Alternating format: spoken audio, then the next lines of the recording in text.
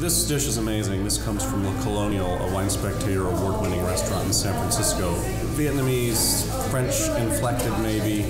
The dish is baby back ribs, and they're braised with a little bit of fish sauce and honey, and then finished with a glaze made from passion fruit and the reduced pan drippings. It's barbecue. There's no mistaking it, but it's Vietnamese flavors. Fish sauce, you don't really notice, but it gives the dish this sort of umami savoriness. Passion fruit is classic Vietnamese, sweet and tart. Kind of tricky to match a wine to that, because that sweet and tart thing doesn't necessarily work with a lot of red wines.